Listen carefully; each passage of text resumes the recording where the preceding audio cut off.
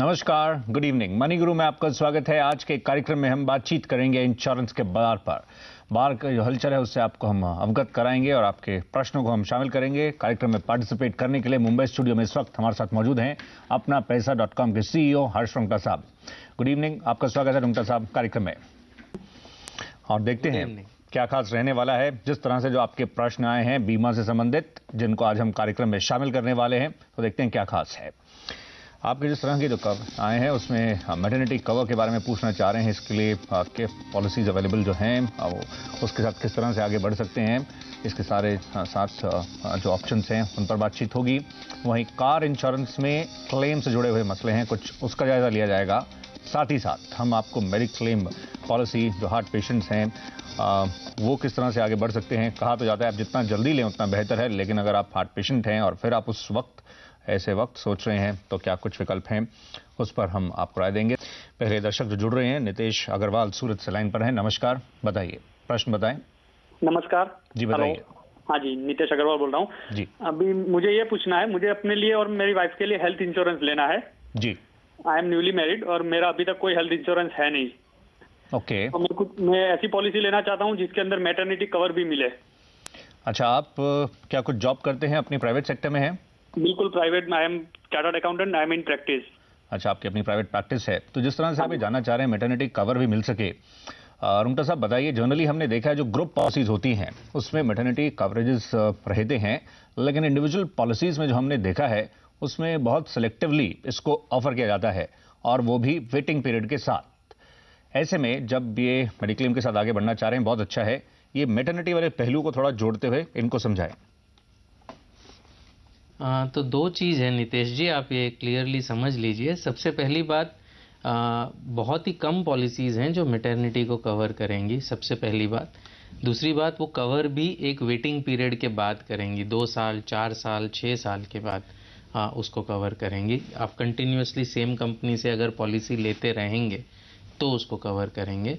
And जो amount आपको मिलता है वो 15 से लेके नॉर्मली 30,000 तक है, नॉर्मल डिलीवरी के रफली 15,000 एंड सिजेरियन के 30,000। उससे ज़्यादा आपको नहीं मिल सकते हैं फॉर प्रेगनेंसी रिलेटेड कॉम्प्लिकेशंस। या रुंगटा साहब ये बता सकें, चाइल्ड बर्थ जो मौजूद हैं, जिस तरह से आगे बढ़ना चाह रहे हैं, उसमें सबसे छोटा waiting period, shortest waiting period आपको ऐसे नजर आता हो, मतलब जिस तरफ ये आगे बढ़ सकें? सर सबसे स्मॉलेस्ट वेटिंग पीरियड है मैक्स बूपा हार्ट बीट का। वहाँ पे अगर ये सिल्वर पॉलिसी लेते हैं तो उसमें इनका 2 साल का वेटिंग पीरियड है, जो सबसे कम है, यानी तीसरे साल से कवर होगा। 2 साल तक इनमें कवर नहीं होगा।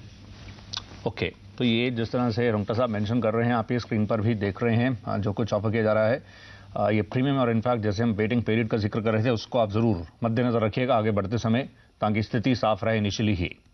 All the best. अगला प्रश्न हम शामिल कर सकते हैं।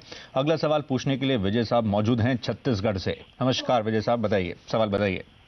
हाँ सर, मेरा ओपन हार्ट सर्जरी हुआ है, MBR हुआ है मेरा, तो मुझे कौन सा हेल्थ प्लस मिल सकता है, हेल्थ पॉलिसी? ये सर्जरी कितना समय हुआ आपका हुए? 7 साल हो गया। 7 साल। आपकी उम्र कितनी है फिलहाल? 37। आपने क्या कभी इससे पहले मेडिकल के साथ आप आगे बढ़े, मेडिकल इंश्योरेंस के? जी।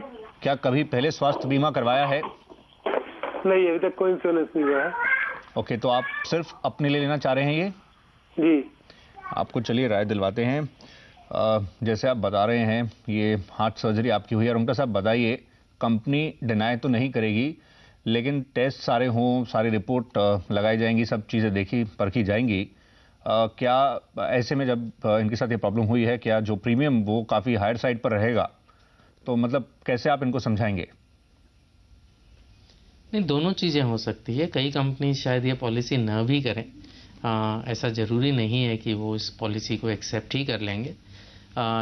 या लेकिन अगर अभी फ़िलहाल इनकी तबीयत एकदम ठीक है तो हो सकता है कि कंपनी एक्सेप्ट भी कर लें, लेकिन हायर प्रीमियम लगेगा। तो नॉर्मल रेट्स पे तो इनको हेल्थ इंश्योरेंस मिलना मुश्किल है। इनफैक्ट हेल्थ इंश्योरेंस मिलना ही शायद मुश्किल हो सकता है।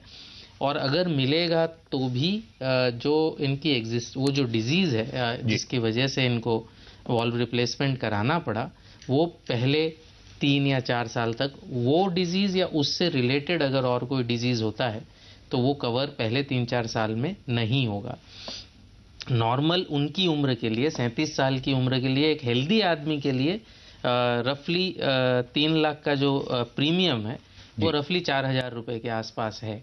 लेकिन जैसे हमने पहले कहा, विकल्प स्क्रीन पे दिख ही रहे हैं, लेकिन जैसे पहले हमने कहा कि शायद ज़्यादा प्रीमियम देना पड़े और शायद पॉलिसी मिलने में भी दिक्कत हो।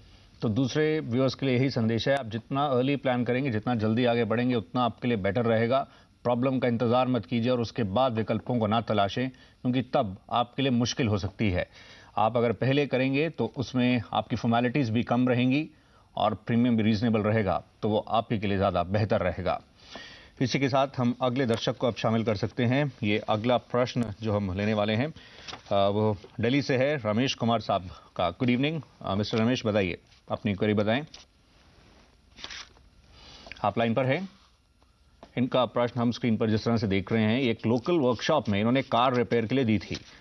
ट्रायल के दौरान गलती से सर्विस मैकेनिक ने किसी अन्य व्यक्ति को यानी थर्ड पार्टी को टक्कर मार दी। क्या इस एक्सीडेंट का क्लेम मिलेगा? बेहद इंटरेस्टिंग क्वेश्चन है। जनरली हम लोग देते हैं, इंडिविजुअल्स अपनी गाड़ी रिपेयर के लिए मैकेनिकल वर्कशॉप्स वगैरह पे देते हैं। ऐसे में रुंगटा साहब, इस पहलू को आप कैसे बताएंगे? क्योंकि अगर इंश्योरेंस कंपनी की जहां तक बात है, वो ज़रूर देखेगी क्लेम के टाइम किस तरह से एक्सीडेंट हुआ, कौन ड्राइव कर रहा था, ड्राइविंग लाइसेंस था नहीं था, और ऑब्वियसली जिसको इन्होंने टक्कर लगाई है वो भी कंपनसेशन चाहेगा। तो एक तरफ वो है, दूसरी तरफ ये खुद ड्राइव नहीं कर रहे थे, तो ये मैकेनिक का जहां तक पहलू है, इसको लेकर क्या प्रावधान है एग्जैक्टली? नहीं, तो जहां तक जिनको टक्कर लगी है उनको तो कॉम्पनसेशन मिलेगा ही मिलेगा। वो तो मोटर एक्सीडेंट क्लेम ट्रिब्यूनल में जाकर अपना क्लेम उनको मिलेगा, उनको पूल में से पेमेंट हो जाएगा।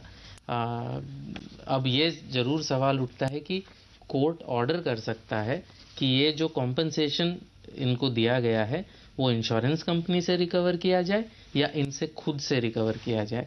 एक चीज़ क्लियर है, ये रिस्पॉन्सिबल है, इन्होंने हैंड ओवर किया है अपने मैकेनिक को, और वो अगर चलाते समय उससे कोई दुर्घटना हुई है तो रिस्पॉन्सिबिलिटी इनकी है।